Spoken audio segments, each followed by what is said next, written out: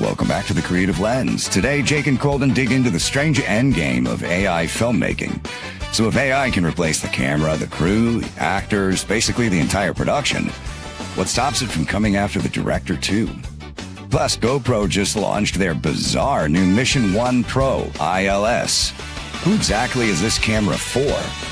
Apple drops a much more powerful and much more expensive Mac Studio, and a priceless Leica gives us the perfect reminder that owning great gear isn't the same as creating with it. Let's get into it. Yo, what's up? Welcome to The Creative Lens. Jake, my friend, we have so much to get into today. So much. I almost feel like I want to cut the jabbing and go straight to it. But there was one thing I thought of you this weekend that I did. I printed out a bunch of, I used my printer back. I don't know if you can see it back there, my nice printer, printed out a bunch of photos that I've taken over the last year. And that's that's a physical reward of like taking a bunch of digital photos, is having that. I don't know if you feel the same way, but man, I love physical prints of your photography. Yeah, it is the best. Okay, I got a funny quick story. So yeah. I used to send out postcards all the time of my photographs. And you know, you get the return to senders. You get the like, hey, we moved, we this, we that. Just recently. So, and I stopped doing this year and a half, if not maybe even 2 years ago. Literally in the last month, I just got 3 returned back to me now that I probably sent over 2 years ago. Where have those been bumping around the USPS system? I don't know. And it scares me and confuses me that like, really? This is being returned to sender 2 years later? Wow. Okay. So yeah, but yes, it was a nice surprise to see my own photographs likewise in postcard sent form. back to you. I was well, like, this photo maybe that's so what I good. should do. Who took if I print out my photos as postcards, send them to random non-actual addresses, then I'll just get them back. It's like finding $5 in the couch. You just found one of your photos. It was nice. I was like, I'm not a bad photographer. I'm pretty good at this. Printing, there's so much, and we'll get into the AI thing and some more stuff we want to talk about today. But like that physical printing your photos gives you some tactileness that we've lost with digital. It's nice to have, and you can learn a lot too about your photography when you actually hold it and see it. And I think that, you know, there's a big correlation between the shift into digital and going away from the tactile and where AI has now become so popular. And I think that's part of it. You know, you lose the physical tactile of when you're holding a roll of film or when you're holding a photograph that you printed that you really appreciate and like and get to see every day. Amen. Completely agree. So I'm going to jump to this because I saw it and I thought of us. As much as we like to talk about gear, new stuff, new cameras, I'm a nerd. I love studying that stuff, but I don't think we fall into, you know, at this moment, currently right now, at least, we're not shilling for any camera or like glazing something to just try and make a quick buck, right? We like to talk about stuff just because we like to talk about it, but I also like the de-influencer space.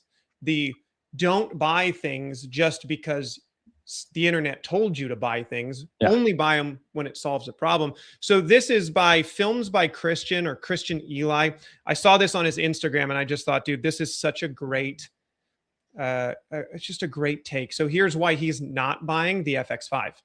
My Sony FX5 pre-order because I want more time. I don't need open gate or 5K or triple base ISO. I need more hours in the day to work on the things that I want to work on. And if I have an extra $6,000 in my bank account, it means that I can say no to projects that I would have to say yes to be able to like justify keeping this camera. But my FX3 is going to make things look just fine. Just as fine as that camera always made things look. I think I understand a little bit deeper about what it means to build something as a filmmaker because it's not a sacrifice, but I really wanted this camera, but I know that I need more time to work on the things that I want to work on. If you have a camera that works, but you don't have enough hours in the day, maybe you don't need the new camera. Maybe you need more time. Buy your time back. I don't know. Okay. I don't know if it was the music, the message, but like Your boy almost started tearing up right there. You're tearing up. I know. I'm like, yes. Christian will do that to you, man. He's the perfect anti-influencer. And he makes really good films too. So go follow him. He's fantastic. I don't know him, but I definitely gotta go check him out, because that was, but which is so true. And it's something I talk about, you know, when I talk to fellow artist friends who are like, you know, oh, we're starting to make some money. Okay, it's like, dude, you know, get someone to help, you know, clean the house. Get somebody to, you know, pay for somebody to, you know, pay for Uber Eats, but that gives you an extra hour to edit. Like, so you don't have to cook and clean. Like, that's very well used money if it's going to help make you more money. And I think it's something that we as artists don't instinctually feel and think with, is that entrepreneurial, you know, cost benefit analysis of time is money. And even if it's like, great, oh, you're hourly or you're this or you're that, like, but that perspective was so beautiful. It's like that extra $6,000 at the bank account. It's like, well, instead of using it to spend on a camera, use it to go spend on a film. Like, it was even super interesting where I just shot this documentary, or this a segment of a documentary, and my second on it, who, you know, was doing B-roll, like while I was doing the interview, he was going to capture some B-roll, and he's a great second. Like, he's a great DP, and but on his own dime, didn't ask him, didn't pay for it. He sent me a bunch of the B-roll that's fire, and he colored it all. And I'm like, and I showed it to the client. And because of that, the guy's going to get hired to do the coloring. But it's like that little extra effort. Like, he doesn't need, you know, and my wife goes, what camera was he shooting on? Oh my God, we got to get that camera. I'm like, yeah, no, we don't.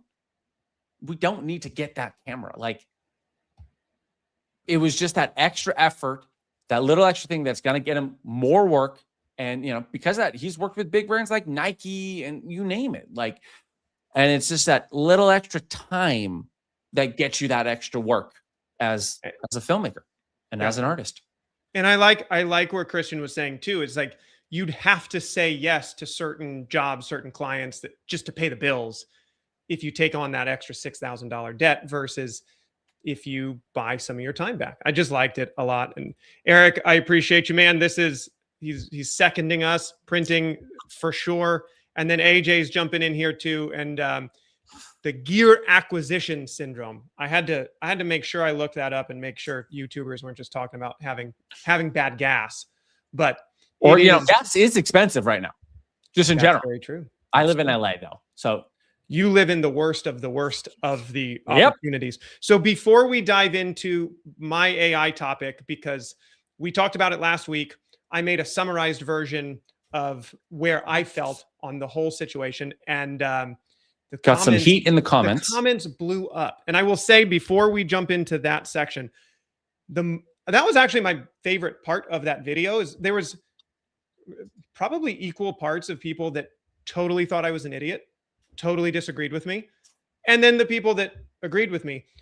There was 10% of people that I either ignored or blocked because you're just a jerk and I won't engage with that. But even the people that were disagreeing with me gave me so much to think about. And so I was like, when we were talking about what were we going to put the show together on, a lot of this is because of the comment section of the people that didn't think my take was right, that made me think about AI a little bit more. I still am going to be in the same camp where I don't like generative AI in an artistic sense, but we can dig into that a little bit more. Before we get to that though, there's a new movie coming out that you're excited about that is... Well, what I found was so funny was that this wasn't on your radar. Like you knew of the movie and you're like, why are we going to talk about this? Why are we talking about some animated movie with John Cena and Will Forte in it? Okay. And I was like, no. Do you not know about the drama? I don't. I saw it. This is the amount I know of Coyote versus Acme. It was a preview when I went and watched Spider-Man. I went, oh, a Coyote movie. Cool. Cartoons. But so now fill me in. So right now there's this kind of long history of, especially in the WB, and I'll throw it out there. I think that David Zaslav is an idiot, but that's my opinion, because I think the decisions he's making for this company is absolutely idiotic. But there's this theme right now with films being shelved and being basically thrown out, being spent money on and then thrown out for tax write-offs. And it happened to Batgirl, and it's happened to a handful of other films recently in the last couple of years. And Coyote versus Acme was going to be the next poster child of that syndrome. And I just kind of wanted to walk through what happened, because it basically is this hero story in a similar way to Sonic, which now the Sonic franchise became this massive franchise. Yeah. But where they had the first animation of Sonic, and the entire fan base went, what in the living name is this? This isn't Sonic. Just make him look like the character. Yeah, so you'd think. In a similar way, the outrage of the audience saved that movie, and now they've made 3 movies. And arguably, there's this meme, just a quick side tangent, that Jim Carrey was retired from acting and would only come back for the right film. And you know what that film was? Sonic 3. Sonic the Hedgehog. Yeah. But Sonic the Hedgehog 3. That goes to show you just the depth of that franchise and what it meant to an actor. So in a similar way, Coyote vs. Acme, I just kind of wanted to go through this because I find it's such a fascinating thing with where Hollywood is at right now. So obviously, the Coyote character in Acme has been around for what, 60 years, something like that now.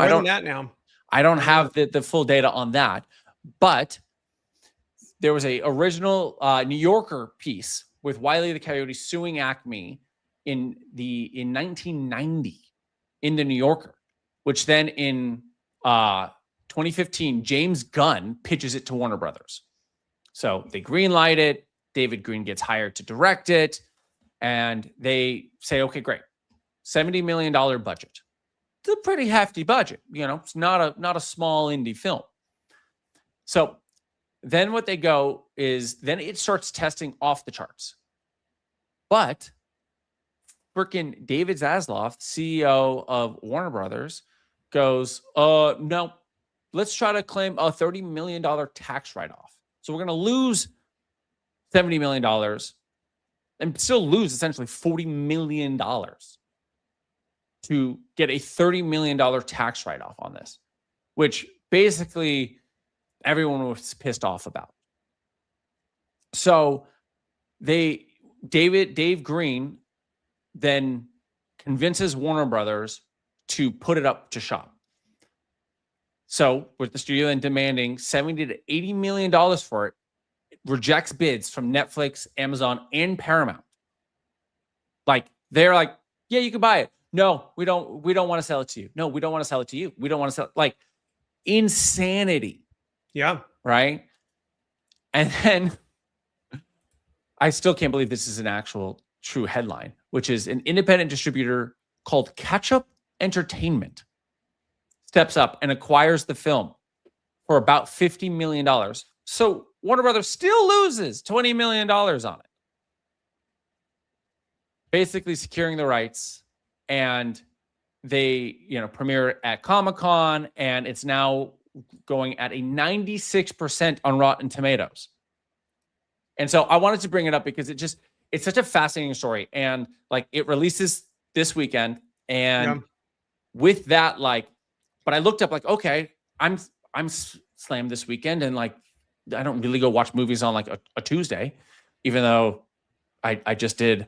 But I was looking for next week, and it's not in theaters next week. So it's a 1 week theatrical release. And so I know you don't work in the producerial, directorial side of this, but I just kind of want to get your take, and even, some of the chat's take on just the state of Hollywood, and you see obviously the box office wins of, Backrooms, Obsession, but even to the big dogs are obviously winning too. Spider-Man and The Odyssey. Even though this kind of has that weird hybrid ground of original, but not original. But it's adapted content, but it is an original piece in a sense. It's not oh, great, we've taken it directly from this comic and we're just adapting the story. Like, it's a unique take on it, and it seems very clever. So I think audiences are very much yearning for that type of content where it's fun, it's original, it's different. But I just kind of wanted your thoughts on this, and the chat's thoughts on, like, studios just shelving these projects, and like after putting literally tens of millions of dollars into it. It's wild. I got to shout out right now though, Jay Hill, man. Thank you for supporting Whoa. us. I got to tell you, man, this has never happened before. So I appreciate you, dude. It's nice to hear that people are tuning in and appreciate the stupid ideas that are in my head and Jake's head. So I appreciate it, man. Thank you for that. I'm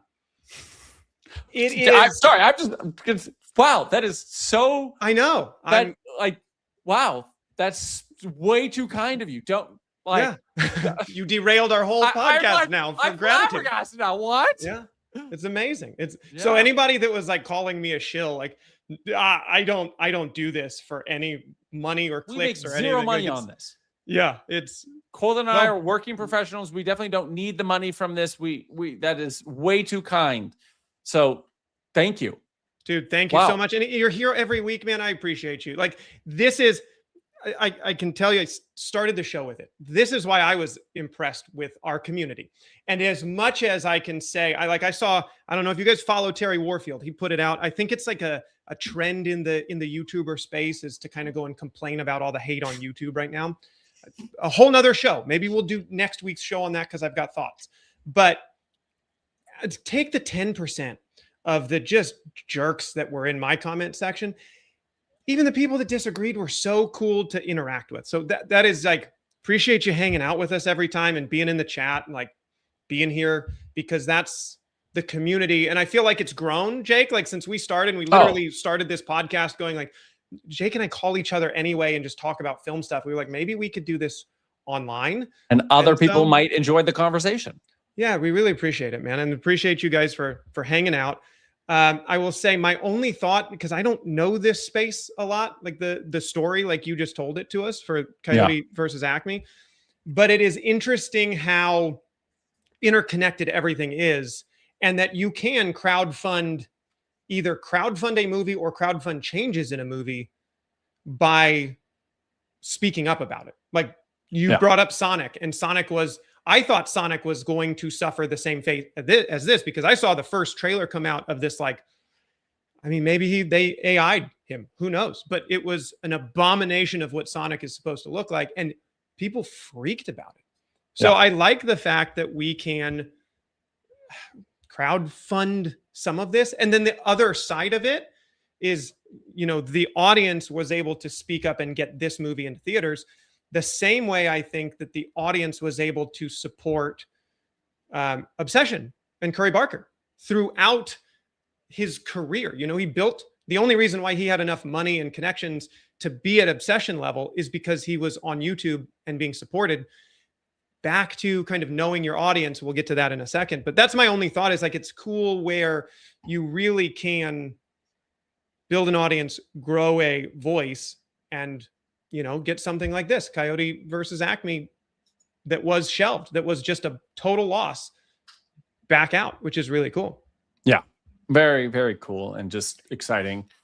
And Endless Times Reduction, I'm going to shout you out really quick, and I'm sorry, I'll let you finish. But we'll get into this. I appreciate. I want people's thoughts on this AI, because let's just get into it. Look, mine was a quick aside. It was fun. I think I'm excited to go see it. I'm going to see it. I think next week. Or no, Monday. I'm seeing it Monday night.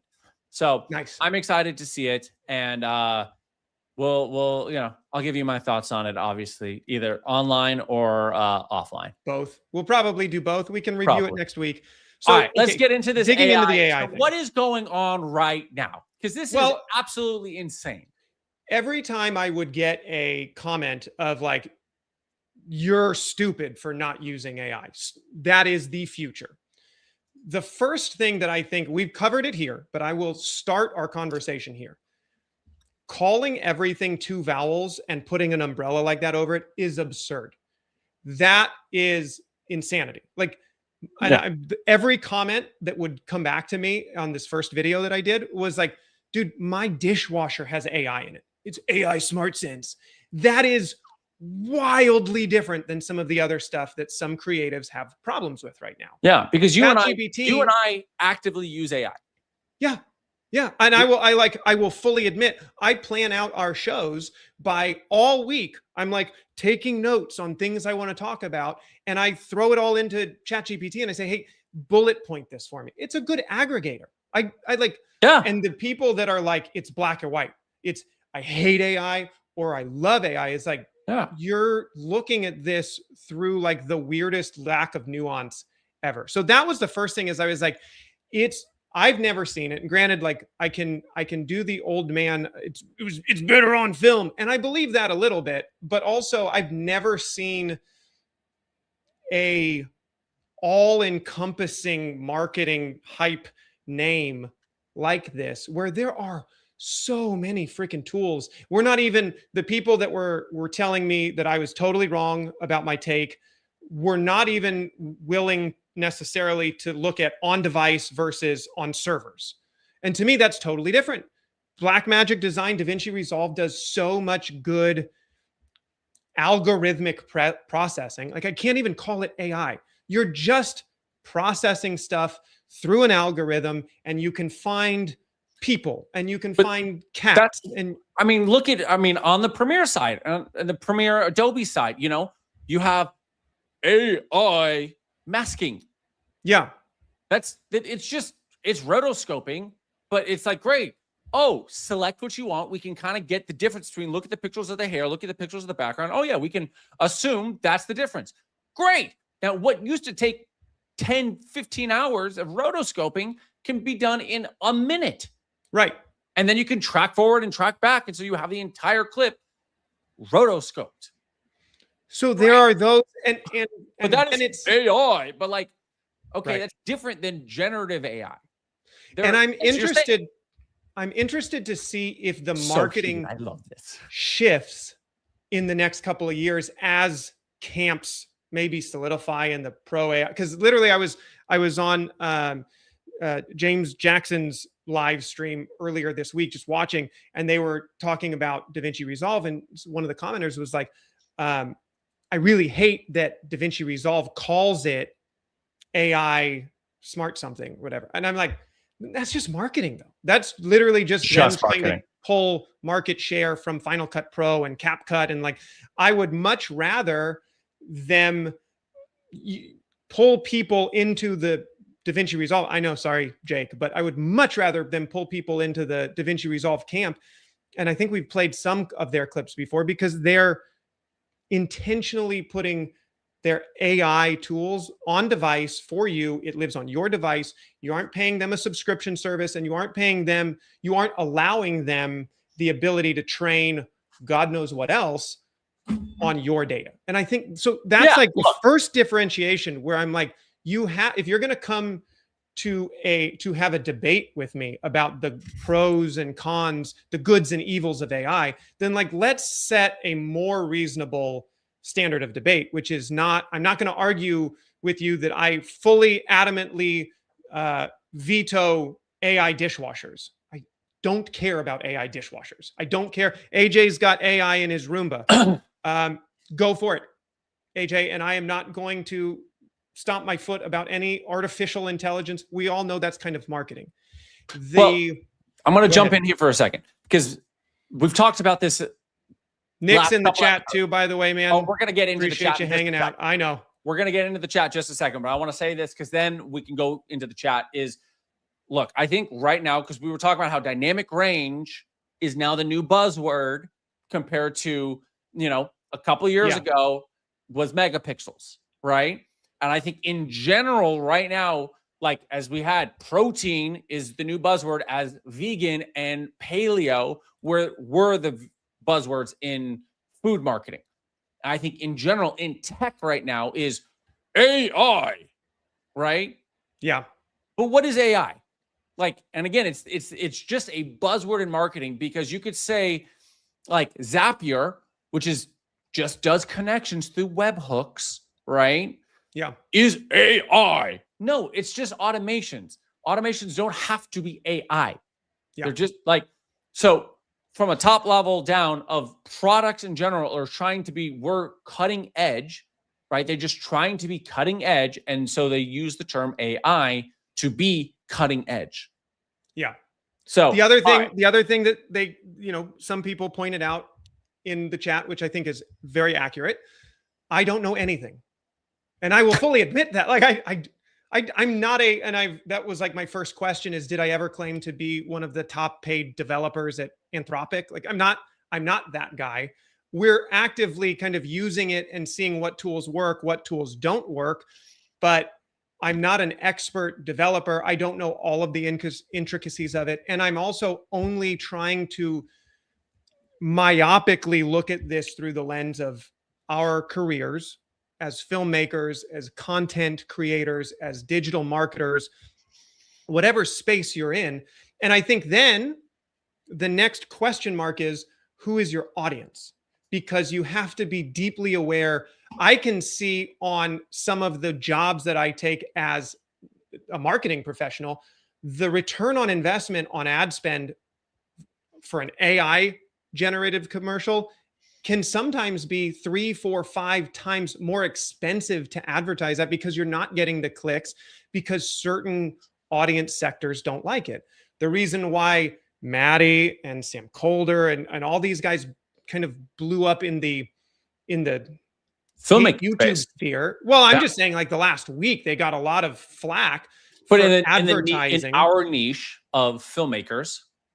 But their audience, they're speaking to filmmakers, and they are selling gear and lenses and LUT packs and X, Y, and Z to other people that care about this craft. Grandma down the street might not care about that you use generative AI. And so those are different market sectors. And it's really understanding your audience. It's 100% just understanding your audience. Now, the other part of this, and where I come down on, I dislike the idea of generative AI, is because, and specifically, I think more so for me, the video generative AI is because there are a lot of currently bad actors. Like there's a lot of question marks around this technology. You brought up a story to me of like people using deep fakes and AI generations of celebrities. This was a great clip that Brandon Washington was talking about on his podcast, Uncensored. I'm sure if you guys are here, you also follow Brandon, but I want to shout him out and the Uncensored crew over there. But this is his clip. So this is just recently, a couple of like this last week. Seen the girl? That's hard. Have you seen the girl who did an ad for a company as like a UGC creator? And oh yes, she didn't have like an AI clause, so they took her UGC content and then generated more with her likeness, and like she can't really fight it. She was mad, but then I've seen other people literally take her content that they didn't even work with and put her in branded merch. They just stole. That's because I'm sure. So that, I mean, it's that kind of stuff. Now, to me, that's unethical from the company. You're taking advantage of people. Like that is completely, oh, it's not in the contract. Like, right. All right, well, it's not on the contract on the other side also. Like it didn't say you could do it. Okay, just because it says that I can't, I don't know. The law says that I can't, I don't know, stab people. I don't know, or something ridiculous specifically. Oh, well, it didn't say I could do it. It's like, well, it didn't say you couldn't do it. Like, right. What are we talking about here? Like, and so, and this is where it gets ridiculous. All right, I do want to answer. I want to look at the chat, and I want to bring up one point on the chat. Can I? Yeah, please. We cool to get Eric, into? and I totally agree with you, man. The comment section is always difficult, so we might have to have you on at some point. We got more to talk about with Eric, but all right. So I just want to bring up this point right here. So Kenshin, does AI coloring grading exist? I have to have a difficult isolating skin tone from the environment to grade it. So yes, there are lots of AI coloring, and there's also a lot of buy my LUT packs, buy my this, buy my that. The thing is this, and this is the point that Colden and I feel strongly on, which is if you want to learn a craft, learn the craft. Like if you want to color, learn the craft of coloring. If you want to DP, learn the craft of DPing. If you want to edit, learn the craft of editing. These are crafts. These are skill sets. Can AI do it? Sure. But like, and maybe, and look, and it's the argument. I mean, I guess you could say it's the same thing. I'm now actually just putting a comparison that I haven't overtly put together yet. You can this podcast is always for us to kind of make realizations in our own head in real and that's time. how it started. So this is how this podcast started, was you and I shooting the shit and going, and throwing back ideas and having this interesting conversation. And we thought others might be interested in it, which is look at a bespoke suit versus a suit that you can buy from Nordstrom's. Look at a tailor-made, handmade craft of a plate that you get somewhere that's gorgeously painted in India or Italy or some other unique country that you see the artists, you see them, you saw them there's 8 generations of making this plate. And yes, it's something that you can buy at West Elm, right? But there's something special about that handcrafted, or a painter. Okay, you can buy a painting at IKEA versus, oh, there's the artist who hand painted that. You know, I have a small 8x10 painting that I got in Paris, in Marseille. I saw the painter painting it. It's awesome. Is it the most amazing thing? No, but it's a beautiful, great little piece. But there's that aspect of it. I could get something similar, printed, fine. And look, I think there's an aspect of like owning the craft of like a cobbler. You know, there are crafts that are going out of, you know, due to technology. And so it is, yes, you can have AI do this, but it's also like, it's the enjoyment of certain crafts. And we have to fight for that craft to still be alive. And that's basically what we're on that comment. That's my 2 cents on that comment. You said something, and then Kenshin, I want to get to what you said. And I love this debate, but I'm going to try and keep my ADHD brain moving forward. But the other thing that I think is interesting is I have certain concerns with generative AI right now. I don't like generative AI where it sits right now.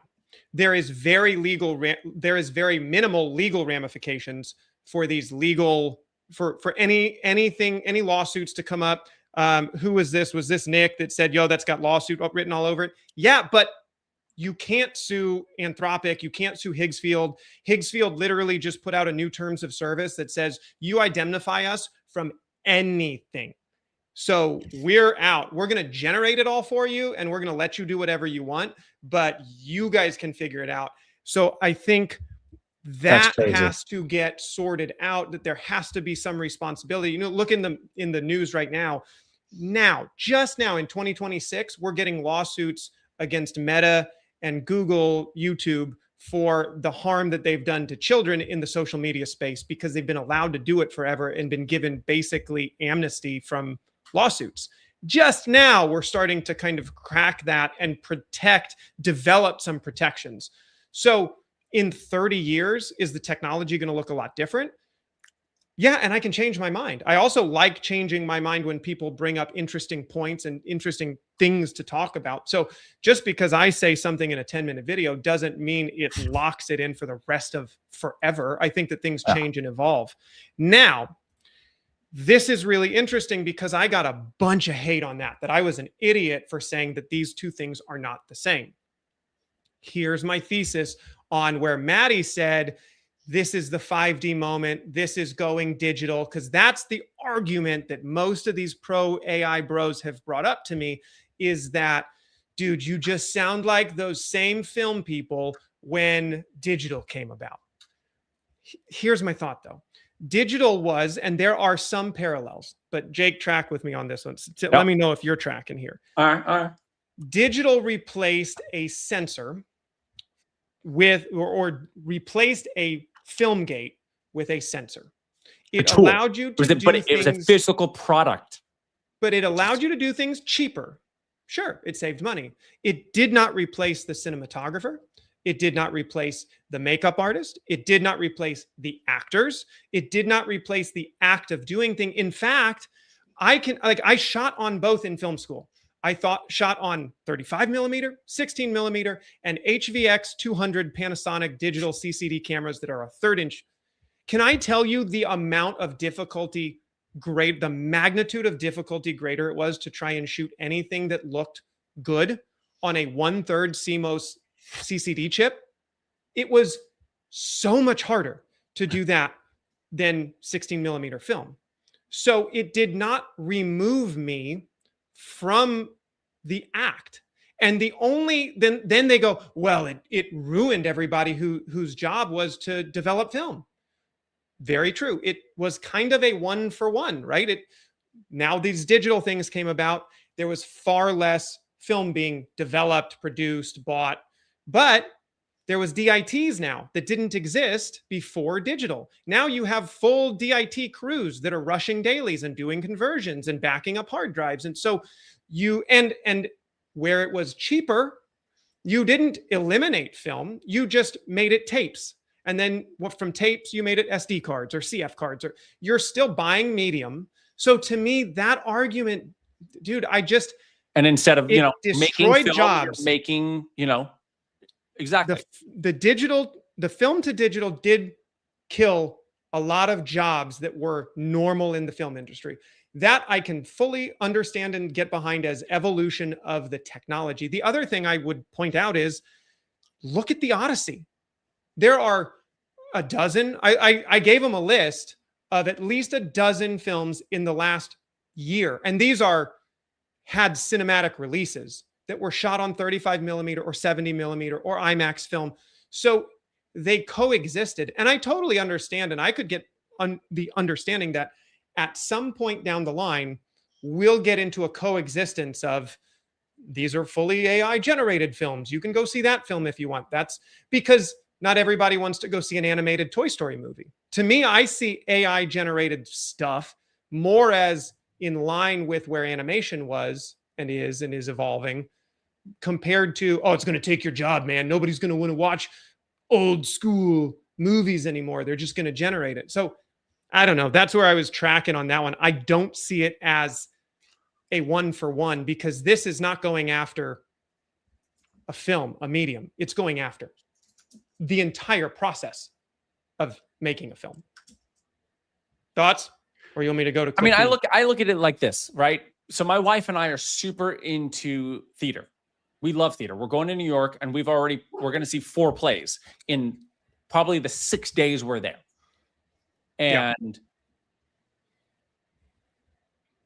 I love seeing theater. It's an art form I enjoy seeing. And you could say film replaced theater. Like if we go back, right? Music. In the same way, you're going to want to see music live. So if you have a generative AI artist, how do you go see them in concert? Right. Yes, not everybody can go see concerts, but the goal is to see them in concert. You're going to have to, even a DJ who you can make arguments that DJs aren't musicians and they don't play music. I don't know. EDC is a massive festival. You have at least a person. They're not like going, okay, great. We're going to just have animation on screen and nobody stand up there. Yeah. There's at least a dude or chick standing up there going, click. Who hopefully put some of that together. Now, if you didn't, I have the same complaints with you that I do with generative AI. But which is the complaint of DJs, right? But my point is, there's still in artistry, there's still a human connection, and you can make the comparison of like, well, look at cars, look at all of this other tech that like became automated and became this. It's like, but that's not art. Yeah. This is art we're talking about, which Yep. And so that's the thing. It's looking at like, okay, how do we make good art? And it's more from the standpoint of we're trying to stand up for our community of artists to make art. Now here's a point I conceded to some of the DJ analogy is interesting. Kenshin, I agree, because that almost broke my fight. But here's where I also conceded a point to these people to some of the comments that were AI is art. Being able to properly generate something is also going to be an art form. There are great AI artists. I look at AI, and again, in my stupid single person brain on the internet, like don't listen to anything that I have to say, but AI is a technology, the same way that film to digital may have been a technology. It's not an art form. It's not a medium. It's a technology. The same way your Xerox copy machine, and that's the analogy that I made, is that AI currently is only a very good Xerox copy machine. All it can do is take 1 billion inputs that it has been fed and trained on, and it can cut out little pieces of each one of those things for you. And when you say, here, make me a copy of this, it can predict and try and figure out your language and break your language down to ones and zeros and then make a really interesting copy. It cannot generate something brand new and from any kind of emotion. Yeah. But the argument that I kind of conceded to is, look at an artist like Andy Warhol, who did make creations, but he also used kind of the lithography and photocopying techniques to create interesting things that are very famous and still around. So I think that there is a space for being able to AI something. Now, one interesting point to that, though, and I know you want to jump in. I got because I dug into, so you guys don't have to, but I dug into Higgsfield's new terms of service. One thing Higgsfield is fully unwilling to grant you in any capacity, no matter what plan you pay for, is any copyright or authenticity.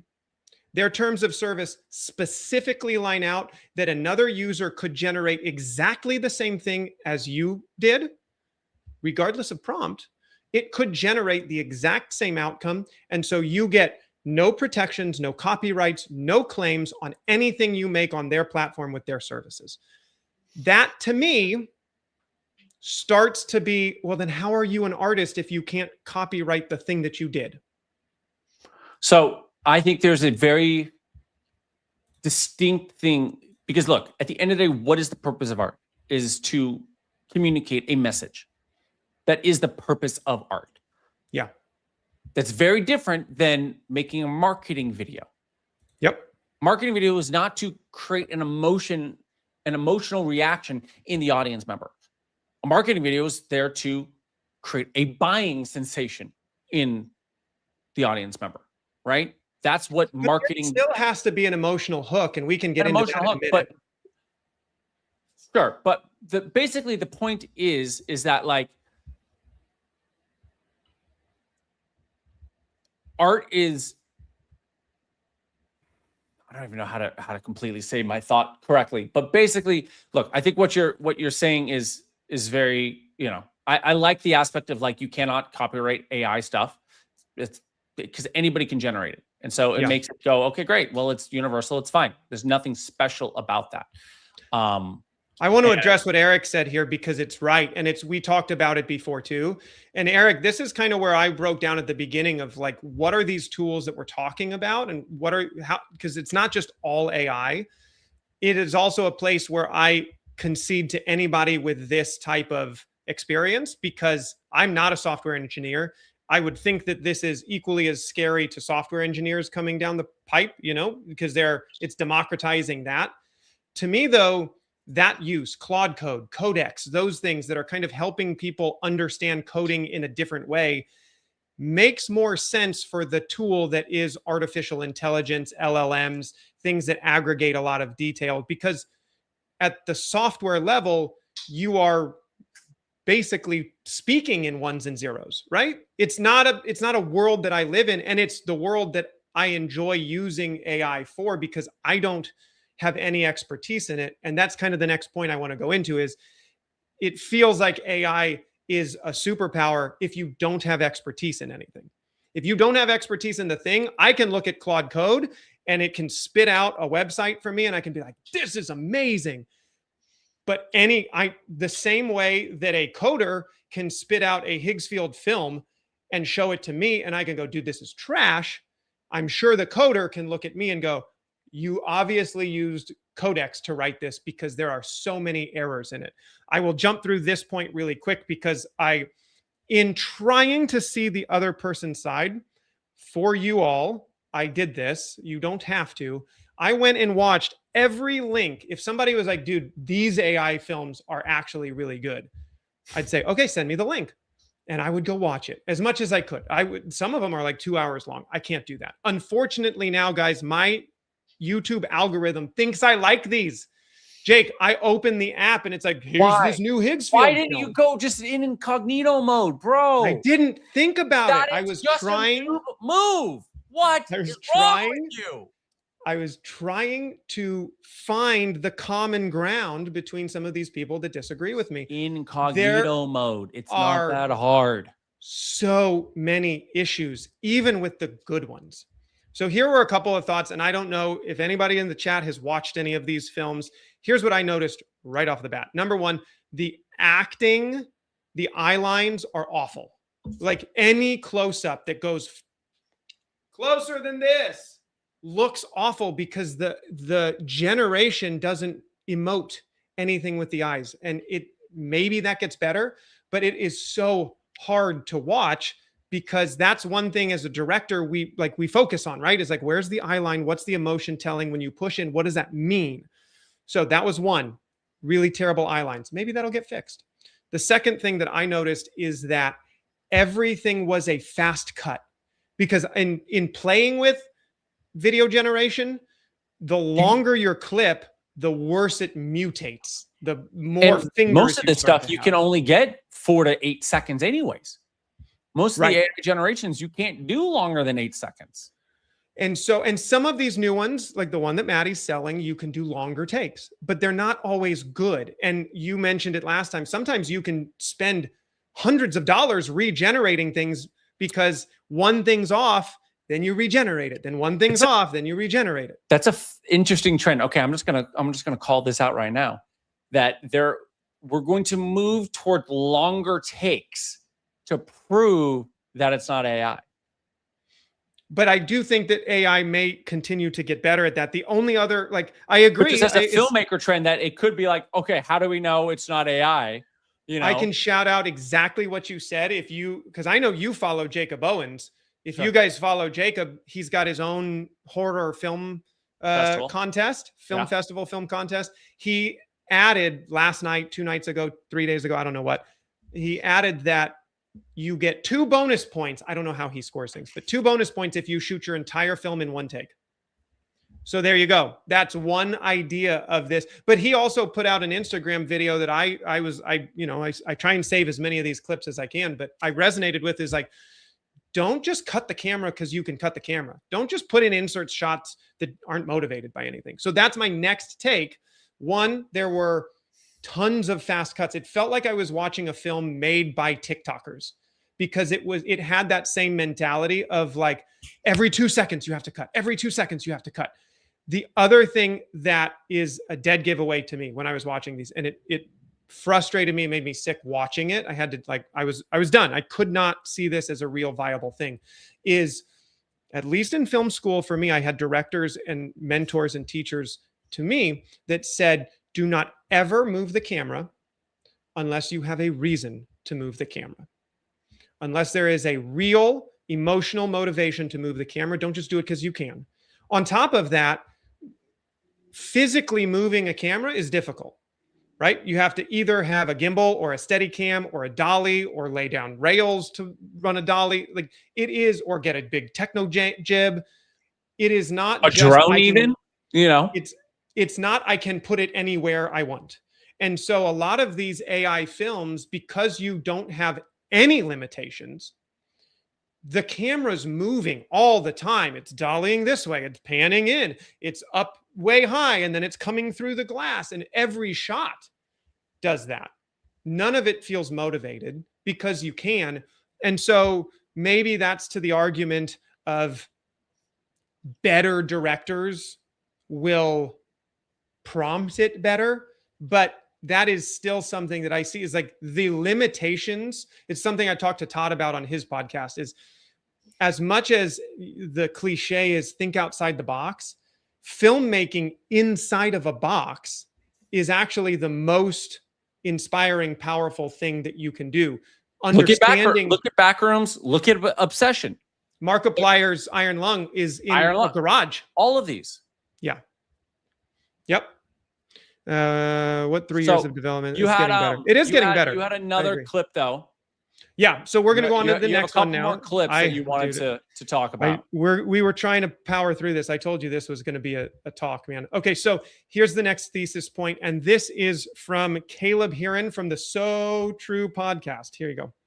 Somebody who's using ChatGPT to generate videos, images, art, text in an artistic capacity to write for you, you are not somebody who deserves to be taken seriously. That's just how I feel about it. And people can do all of the hemming and hawing and hedging that they want to do about like, well, that's how people talked about the radio and the computer and like, look how silly they look now. I don't care. I'm happy. If I look silly in 70 years because I said you're a brain dead loser for making art with AI, that's fine. I'll just be somebody who looks silly in 70 years. I really don't have a problem with that. I'd be happy to be somebody who tried to have an ounce of integrity. Yeah. And for everyone in 70 years to think that I'm stupid. That is completely fine with me. You are not a serious person. You don't deserve to be taken seriously. Let me speak. So I don't disagree, because the thing is this, it's like the what we talked about earlier, right? Oh, radio to television, color or black and white to color, the silent films to talkies, right? Artists still made the art. It didn't replace the artist. It just replaced the medium, how the art was being made. But it didn't replace the artist. Generative AI literally replaces the artist. Yes. And that's the thing. And it's taking not from artists. It's not taking from imagination. And that's the inherent, at the end of the day, art is made from imagination. If you look at, and I love doing these comparisons because I love sci-fi. If you look at Star Trek, it literally predicted technology that is today. But from 50 years ago, 40 years ago, it was going, oh, what about this? What about this? Cell phones and this and messages and this and that. It was creating technology in artistic form, which now is being developed. But it's coming from the imagination of people. And that's what generative AI doesn't do. It doesn't imagine, right? And so you still have to imagine it. Yep, 100%. It's like, oh, well, you can imagine more with generative AI. But can you? And I'm going to get to... It is a crutch. Yes. I'm going to get to that in just a second, because you're leading into my last kind of thought experiment here. But in terms of this not being able to be taken seriously, or you're not a serious person, this is my hot take, and I understand that you can argue this opinion with me, but there is some proof that has been around more than a couple of years to make me think this way. If you are unserious, or if you are doing this for unserious reasons, then ChatGPT, generative AI, Eric said the only good ones are the memes. That is unserious, and that's fine. But to me, it is hearing an expert say, oh, I ChatGPT'd this, or I used AI for this, and it will get better. And so I know this, it might not be my forever take, but it's like your surgeon coming in and saying, hey, I Googled how to do your surgery just before. I want to let you know I Googled it. Like, that idea makes you unserious. If you have expertise and lived experience and you are an expert in your craft, you shouldn't need this thing. You shouldn't need to Google how to do my surgery before you cut me open. So that is the unseriousness, and it may get better, but it feels like it is a perfect tool for people that lack experience. It's not a perfect tool for that thing that you have experience, lived experience, and knowledge in. And I like this comment right here. AI is a companion, not the nerd you pay to do your homework. Yes. right? And so many people are using it as a nerd to do your homework. And that's the whole argument that we're making, is that, oh, go make my movie for me. And it's like, no, go make your movie yourself. Go get the shot. Go write the script. Yeah. And so, and then I love this perspective made by Mozart, right? So, I can read it aloud, but the biggest thing I tell people is to think Tony Stark versus Jarvis, right? Which is a great comparison. It's great analogy. And then he followed it up with, as this: AI is supposed to be a tool, but shock and awe sells better than use for this property. Yeah. So, and all of these comments are so smart in that there are multiple different tools that you can use, and there are multiple different facets. I was digging into one that is kind of very niche and doesn't have a lot of external facets of it, but I totally agree with all of that. Now, I'm going to play the last clip for you that I have on this, that I am angry. Guys, I am angry that I didn't think of this, because now I can't unsee AI in this way. Here, take a look. This is Max Hoffert, who's a designer by trade. And so this is Where Boring Dies is his Instagram handle. So take this. Say it's a tool. It's not a tool. It's a service. You're paying OpenAI or Claude or whoever to render something and give it back to you. Right. It's like you wouldn't order DoorDash and say, oh yeah, I use this tool called DoorDash to help me be a better chef, and it just showed up at my house. It's like, it's no different than that. You place an order and hit enter and it feeds it to you. It cuts the process out, which I think is the other issue. It's teaching our whole lives. We've been told it's all about the journey, not the outcome, the journey. Right. Now juniors are being told that just use this thing and blah, blah, blah, and it's going to be the future, and you're cutting the process out. I know there's degrees of which you can incorporate AI to brainstorm or whatever. Not for me, but whatever people do with it. I just think that's not how unbelievable stuff is created. It's created with your imagination, your lived experiences. And when we teach people coming up that they should remove that and outsource it to this productivity thing, it's just really, really bad. Couldn't agree more. So the idea, when you think of it like that, and that's kind of this last thesis point that I have, is when you think of it like that it's a service. Generally speaking, services evolve to capture the end user. I was thinking of this idea of, like, you used to have to go to the theater, and then there was this service called Blockbuster and Hollywood Video and all these places that would buy the movies for you, so you don't have to buy them, and you could pay a small service fee and rent them from them. Well, then what happened? Netflix found a way to get to the end user faster than Blockbuster. You don't have to get in your car. You don't have to have a membership. Blah, blah, blah. We'll mail it to your house. Amazon Then Prime. they got even faster, and they said, we won't even mail it to your house anymore. You can just download it. So this idea of the technology is always going to find the end user. The people, and this is the last thing, that if you are right, people that are saying it's going to take everybody's job because AI is so darn good, you're only going to have generated, you have to shift. This was a fun comment that I heard. You have to shift your mind into being an AI film director, not a cinematographer, because they took the camera's job away. Okay. The jump, if you're going to jump there, that it's so good, it's going to take away the actors, it's going to take away the hair and makeup, it's going to take away the sets, it's going to take away the cinematographer. The only job left is director. Every prompt you put into Higgsfield from now until then is training them how to cut that part out as well.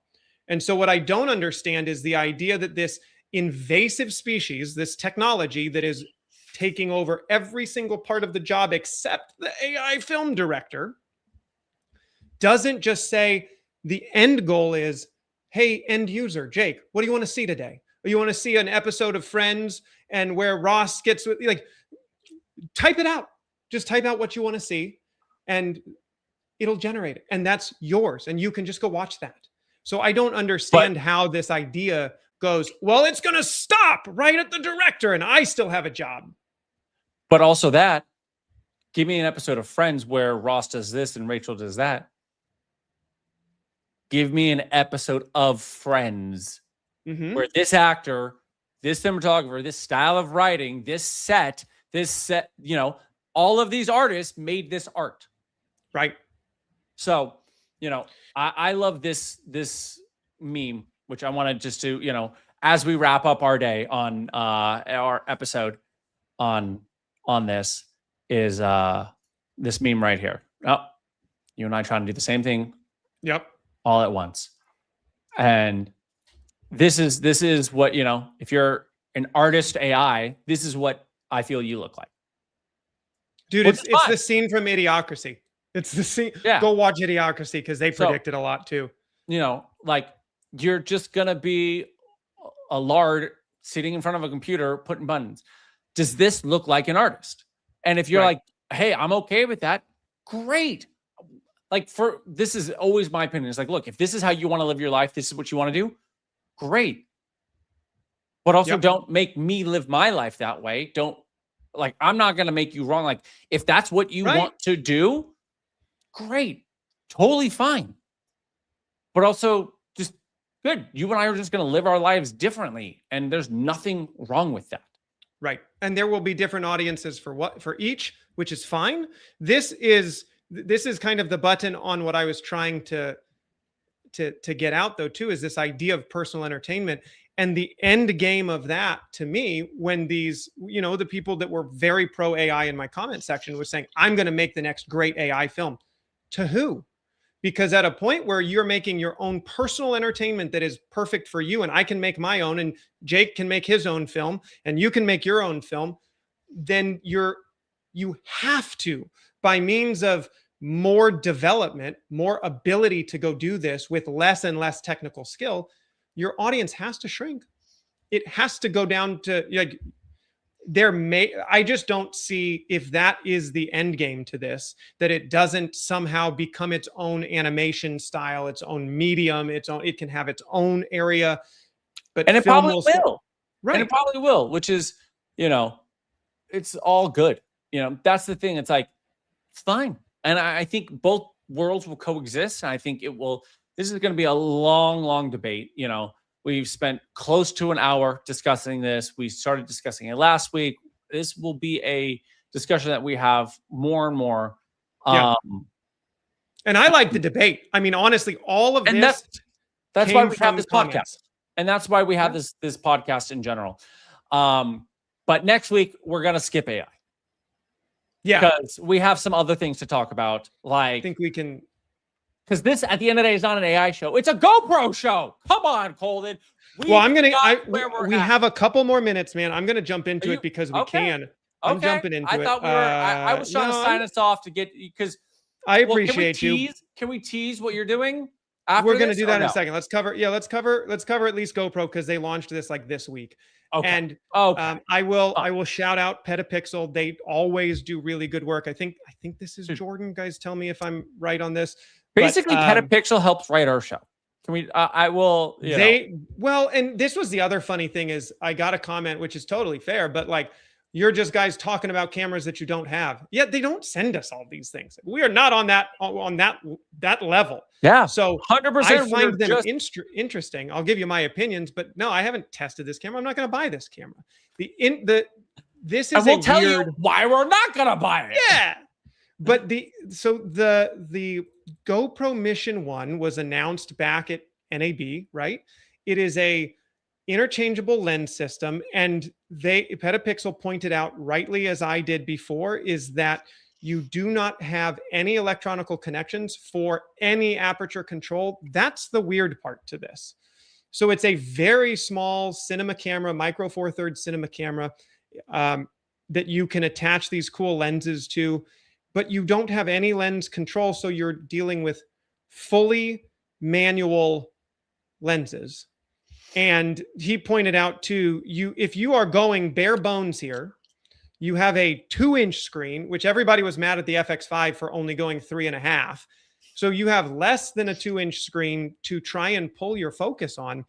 if you go with their app and you put their media mod on it, I thought this was fantastic. So if you go with their app and the phone and the media mod, well, now you're starting to look like here's the GoPro and here's the GH7, which does all of it internal with autofocus, with any micro four thirds lens. With the same, but let me ask you this: does the GH7, what is their slow-mo?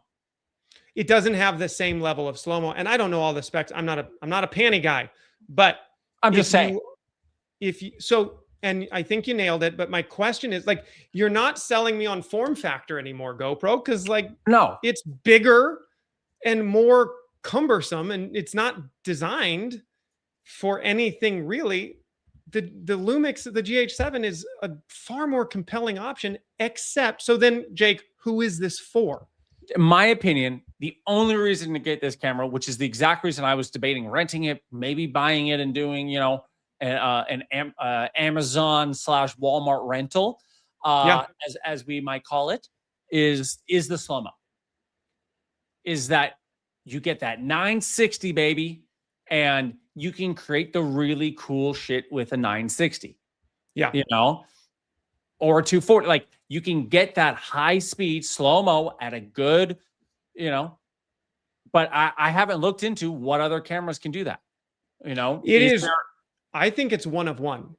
I mean, I honestly think if you need 960, if you need that moment of just that, like, boom. Yeah. And you want to capture that cool thing, and you want a decent lens with it, not just a GoPro, like not just the fixed GoPro lens, but you can actually throw on a micro four thirds lens with this or with that. Like, they're wild. Are the comments blowing up right now? Open this up a little bit. One, I guess. But basically, 300 frames a second on the GH7. That's good enough. My point is the 960 is the only selling point. Like, you're buying it for the 960 or renting it for the 960. That is my only, and I don't even like what a lens, no lens, this, that, like, that's what you're getting. Yep. I agree. I do like Eric's take here, though. This is more likely it's for Nick Woodman's bonus check.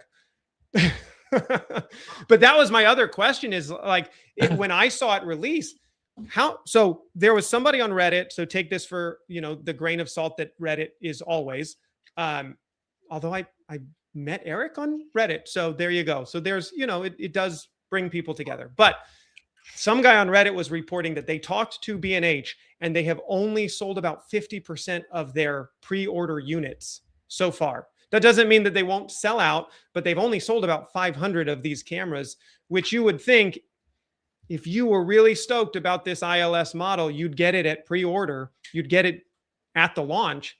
So is it too niche of a product that, to me, I'd only rent it. I was, we were talking about the shoot that I was bidding on, but again, that's a weird rental though.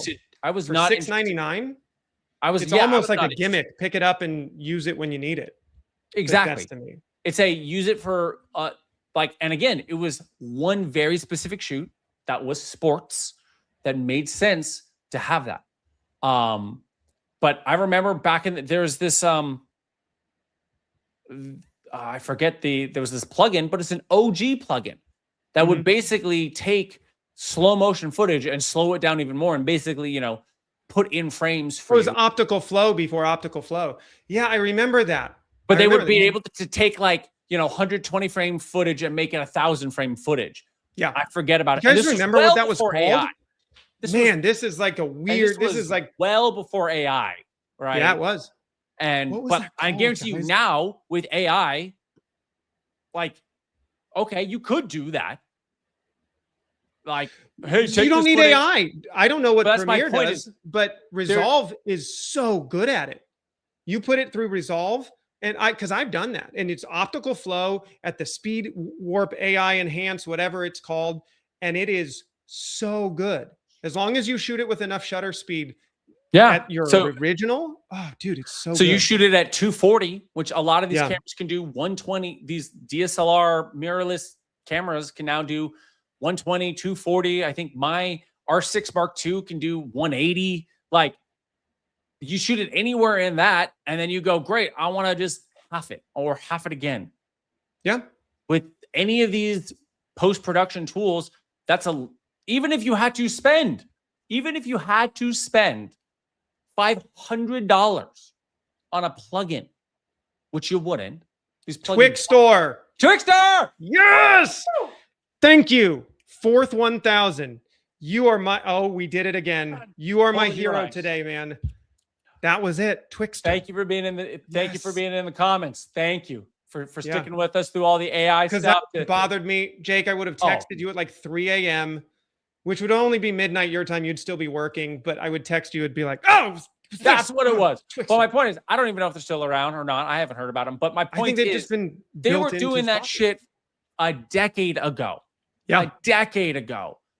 And like, okay, let's just do this here. Twixtor. Let's see if it's still around. Okay. Products. That is another, while you're looking at it, Jake, that's another AI thing that if you want to market that with some algorithm that's going to read the pixels in between the pixels, that's something that you could do on device without having to send it to Higgsfield, and it could be good. That's a great use case that I'm not going to dump on anybody for.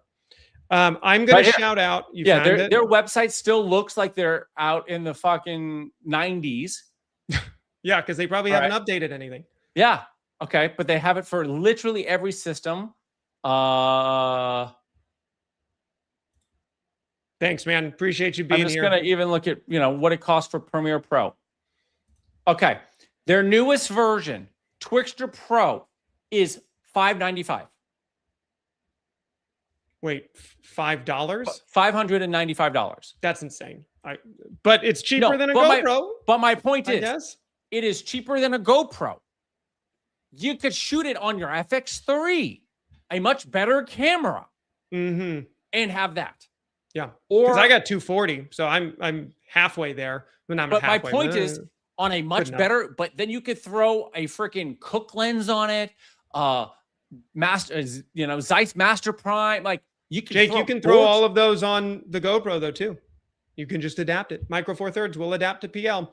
And that's what I was saying though too. You get my point. You're gonna have a much better color science. You're gonna have a much better camera. Like you're gonna just have a much better, and it's less money in theory, right? There's a version that's not Twixtor Pro that's just Twixtor for $329. Well, Jake, I'm gonna shill, guys. I apologize. Roast me in the comments for this, but instead of $500 for Twixtor, just like Fourth 1000 is saying right here, $295. You buy DaVinci Resolve, you get your editor, you get Studio Forever, you get all of their tools, and you get optical flow natively for $295, guys. So like that's way more sense. Yeah. So there's my unbiased shilling for DaVinci Resolve. I like them. I use them. So.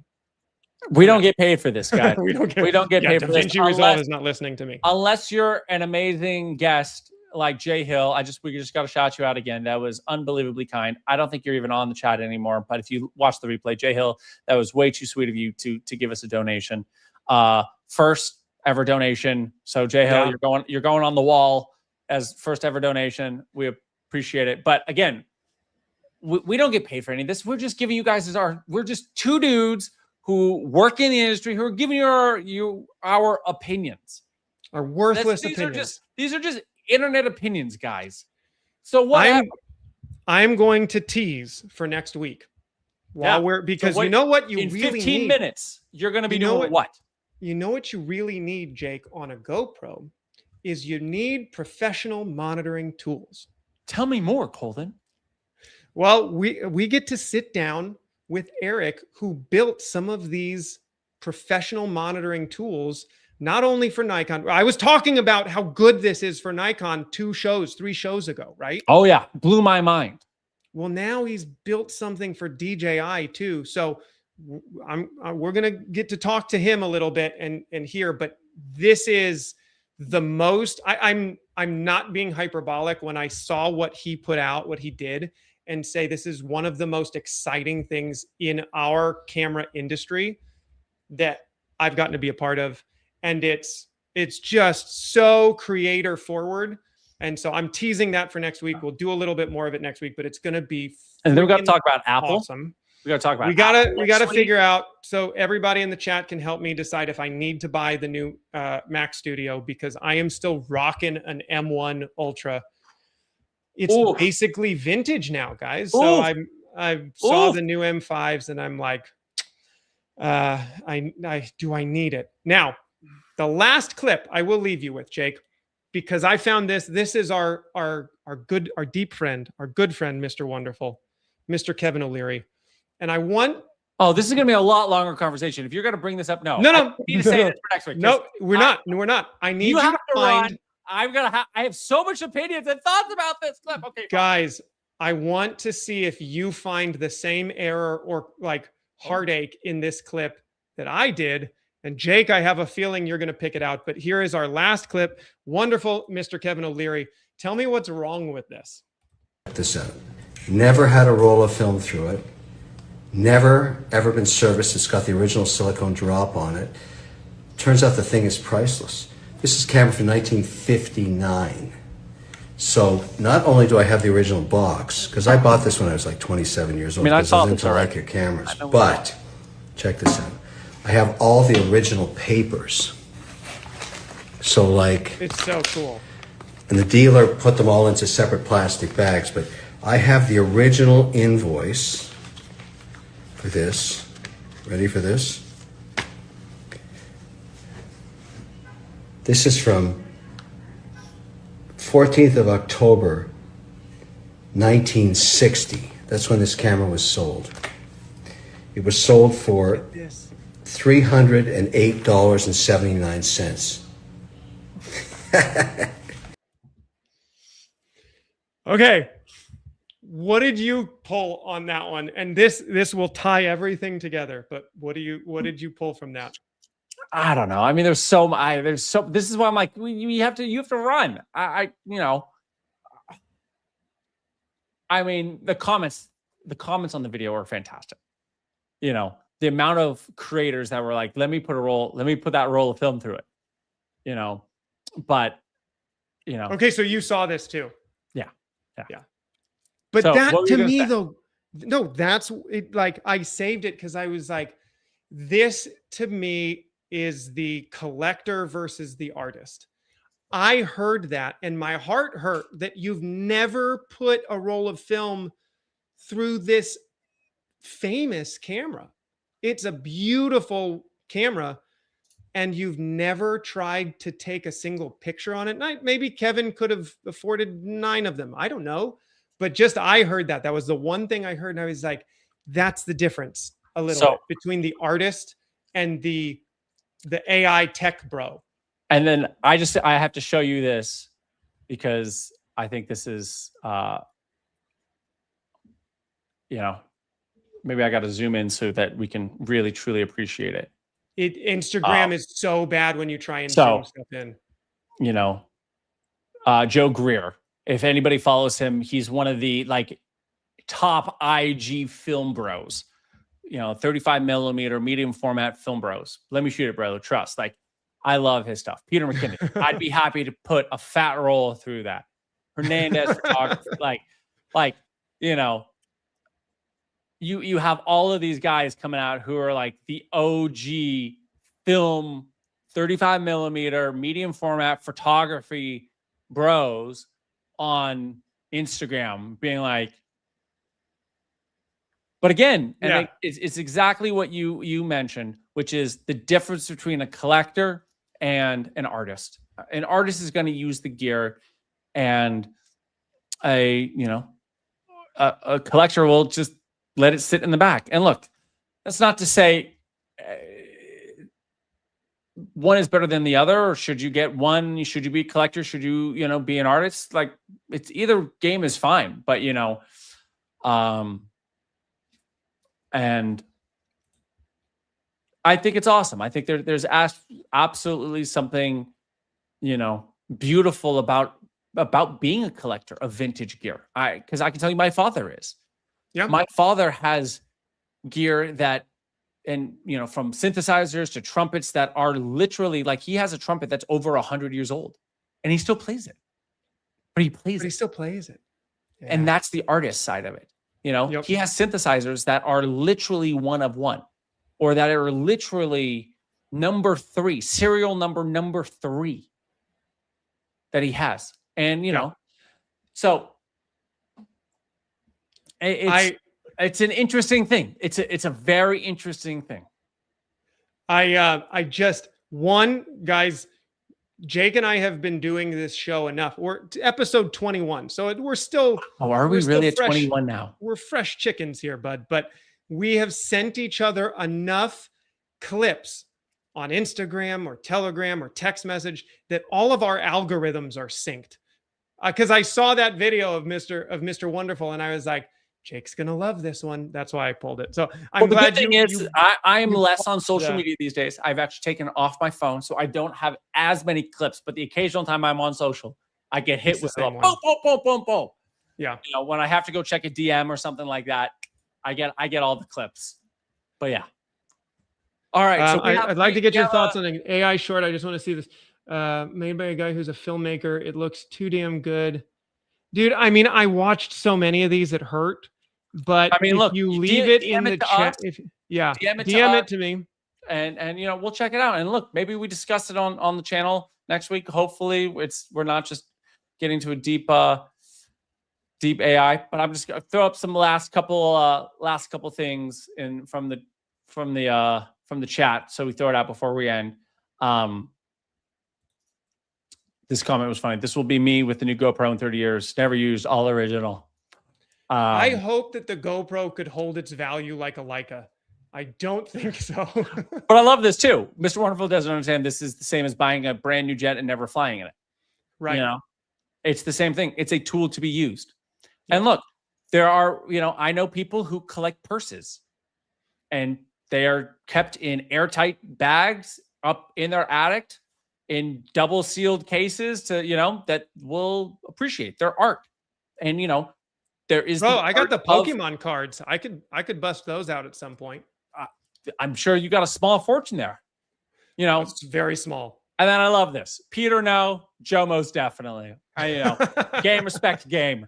Peter's a great photographer, but Joe is arguably one of the top guys right now, at least on the social media side, who's got a great social presence about, you know, being a purist in that respect. And we'll just leave with this last comment right here because Colden's got a fantastic interview to go run to, which is, would you rather have a pristine, unused camera or a beat-up camera filled with memories? Taking it back to where we started this with Colden printing out photographs of his. I know my answer. We'll leave it with that. That's a great one to end on. Thank you. Yep. Thank you, everyone in the chat. You guys crushed it today. We really appreciate everybody in the chat. Again, one last shout out to Jay Hill. That was man. Unbelievably kind of you. It was a fun show. It was a heated show, arguably the most heated show we've had internally. You know, even though we're like on the same team, you know. So but chat was rocking on that one too. Chat was rocking. The input was fantastic. So clap it up for the team. Clap it up for this week's episode. Great episode all around. Thank you guys. And with that, this has been the Creative Lens Podcast. I am Jake. I am Colden. We'll see you next week, guys. Next Thursday. Yep. Peace.